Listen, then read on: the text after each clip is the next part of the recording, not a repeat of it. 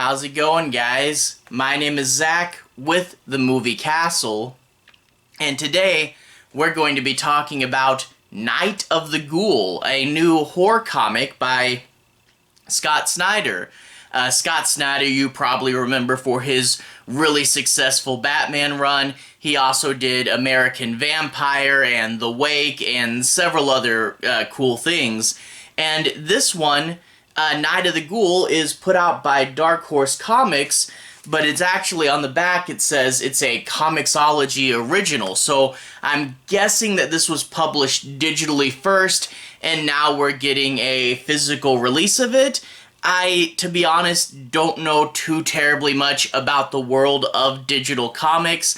There's so many different services that do them, and I much prefer having a physical book. A, it never goes away, but B, also I feel with comic panels, it's a little hard, it's like you can either do that single panel mode, but you don't get the full impact of the page, or if you do the full page, it's often too zoomed out and hard to read.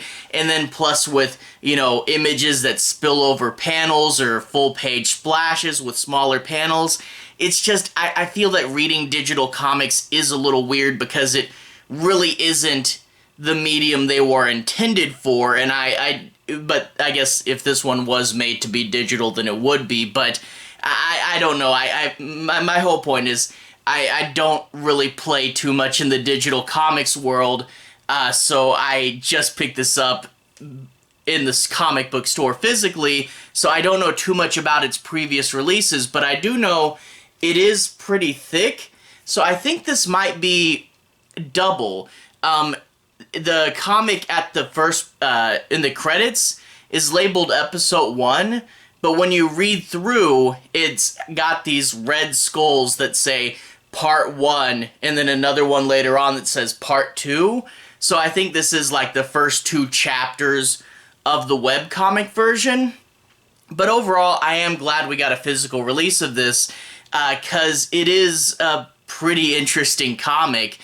You basically get this guy. He is a guy who does digital film archives, and he stumbled across about half of an old movie that was thought to be lost in a fire, an old movie called Night of the Ghoul, and after that he kind of became obsessed with it, and he tracked down the original director of the film, and he's in this nursing home in the middle of nowhere, and the guy says, I made the film based on my real life experience.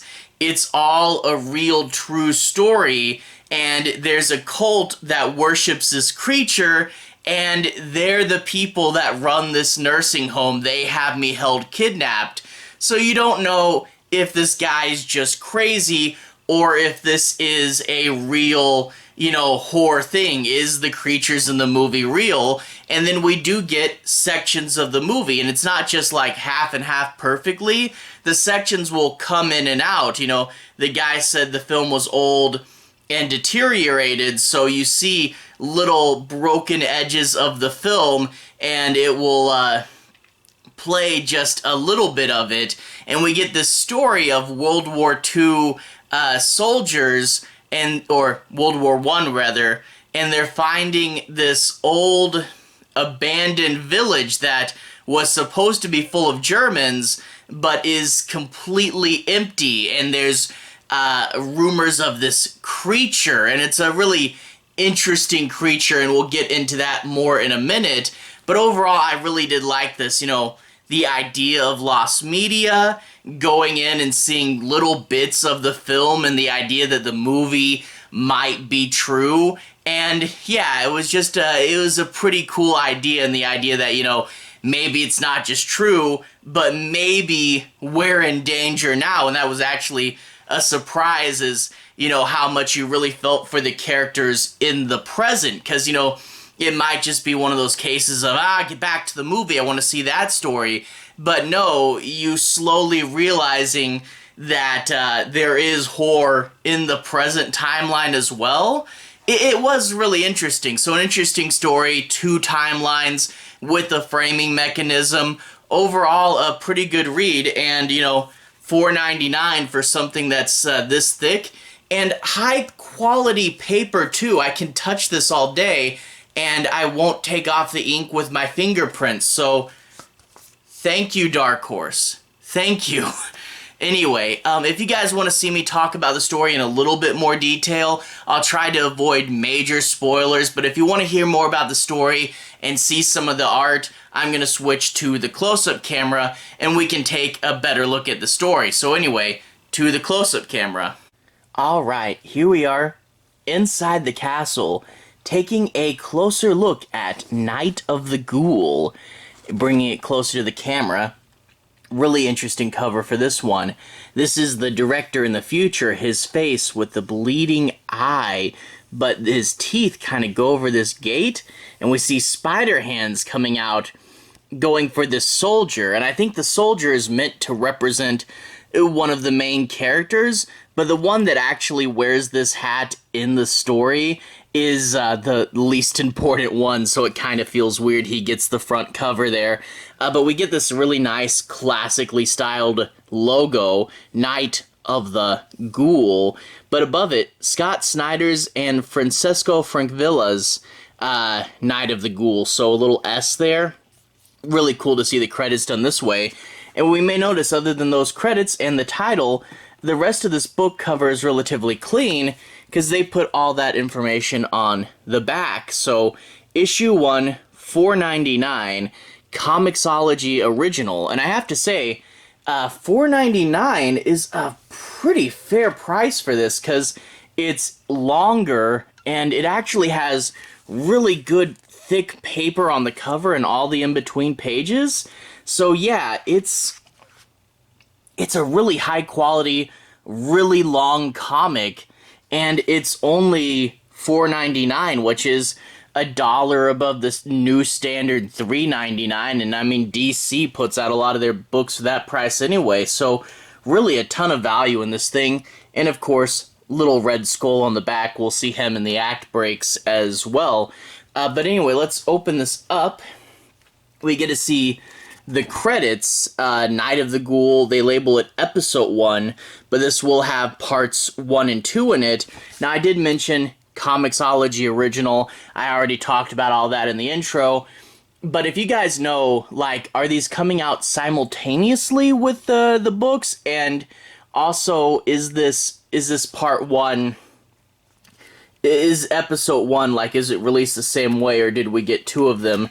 Because we get about halfway through the book a little page break, where they show, let me keep it from spoiling, but they showed this cover before it says Act 2. So is that the cover for issue 2 of Comixology? I don't know. But anyway, Episode 1, and we get the credits here, and the guy with the mask, Night of this Ghoul, created by Snyder and Francavilla.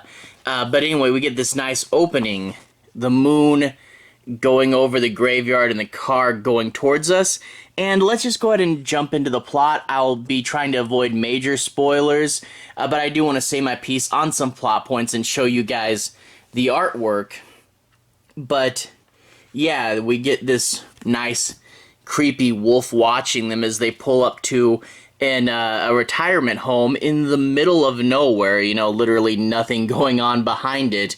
But he says to his kid, who's not super interested in this stuff anymore, he's like, yo, you were interested in it once upon a time. And he's like, that was a long time ago, Dad. I don't really care about this stuff anymore.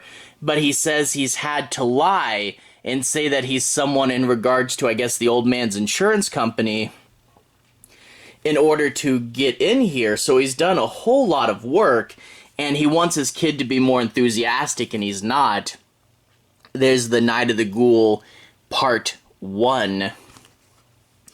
But anyway, after that, he has to lie to get in, and he has to talk to these people, and he's... at the last minute, his kid says, I'll just wait out here. And because he's posing as an insurance guy it'd be super weird if he insisted on his kid coming in, so he has to just leave him out there. He goes in and they make a big deal, don't be scared about how he looks, and then you flip the page, and we see that this guy is all burnt up, on oxygen, barely alive. Well, they leave him alone, and he starts to talk to the guy, and he quite quickly drops the pretext and says, "You're the guy that made Night of the Ghoul. I found about half of that." And he says, "Have you seen it? Who else have you shown it to?" And he says, "Just my son. He's here with me." And of course he goes in and says, "Oh no, if you've seen it, you're doomed." But they talk a bit about Night of the Ghoul, and there's this fun poster. You know, one of the surviving elements is this poster, and you get to see a little bit of the creature, and the guy's talking about how it would have been one of the best horror films of the air if it wasn't destroyed in that fire. But the guy insists, you know, it's not just a film, it's based on something real, something that actually happened to me, and he is going to try to convince him of that, but of course he doesn't believe it right away. But he also says that the people who have him in here, his doctors and nurses, are actually part of it. It's a conspiracy. They're a cult, and they've kept me in here. In addition to that, you know, his son was acting strange earlier, and he gets on the phone with his mother, and apparently the mom and dad are separated, and the mother says, you know, hang in there, and it seems like they're up to something. Like, should we tell Dad what's really going on here? So he has some weird conspiracy with the mom, and the other patients are starting to, in sync, poke their heads out of their rooms and take a look at this guy, and we get a fun panel here where his son is being stalked by all the other patients in this facility. But we do get, periodically, you see the little film tears here, we do get the story of the soldiers, the actual movie Night of the Ghoul, and we do get this little bit. I don't know if this was found in the film can as well, or if it's just an introduction to the past, but there's the burnt up guy presenting right before the fire to an audience Night of the Ghoul, and it's the classic, you know, those with the weak of heart should step out of the auditorium now. And we get these soldiers. It's World War I, and they say there's a bunch of Germans up ahead. Someone go scout it out, see what's in the city. And they say, you guys did the last volunteer, you don't have to go this time, and they insist on going themselves. And these men step out away from their group and go and investigate the city. That's one of my favorite horror tropes. I really do like it, you know, where you're going to find a place that's all messed up and you have to wonder what happened. But before we get there, we do get these two soldiers talking, and they say, we're like brothers. When we get home, I'll introduce you to my son as Uncle, you know, Uncle Johnny. So we do get the two of them bonding. You can tell they're close, which will have emotional weight when things go crazy. But they eventually get to Kola, or the Cradle, a nice big old-timey European city with this castle-looking building. But when they go in, they find that it appears to be completely abandoned. What's going on here? And we'll step out of the frame. You see these transitions here are really nice. But they do eventually find, after some more searching, a few clues as to what happened. In particular, this pile of dead bodies, which at first they think, oh, the Germans killed all the townsfolk, but it's actually a mixture of Germans and townsfolk, so something killed them all indiscriminately. Really cool. A little bit Alien-esque, you know, going aboard that ship, finding, all the crazy stuff, what the heck happened here. So the B plot is really interesting as well. Overall, a pretty fun book, and I am curious to see where this goes. It does appear double thick, so I wonder if this will be like 5 issues or something instead of 6. But I am really looking forward to the rest of this series, so can't wait till the next one comes out. A really good, really engaging thing with a bit of mystery on both sides of it. You want to see how the movie plays out, but also you do get the sense that, yes, in the present, it's very much alive still, so I am curious on both ends, and it's actually a really interesting reveal because you wonder, the director who made the movie says it's all true, so you kind of wonder which character he's going to be, and it is revealed, and it is pretty interesting there as well. Anyway, to everyone who's watched so far, thank you for watching. To everyone who's liked and subscribed, thank you. You really are helping the channel out. I'll leave a relevant playlist on the bottom. This should be my horror comics playlist. If you want to see me talk about more horror comics, I've done a whole bunch of them, so you can find a whole bunch of stuff there, hopefully some good recommendations. Anyway, have a good day. I'll see you guys again very, very soon. Relevant playlist on the bottom. Have a good day now.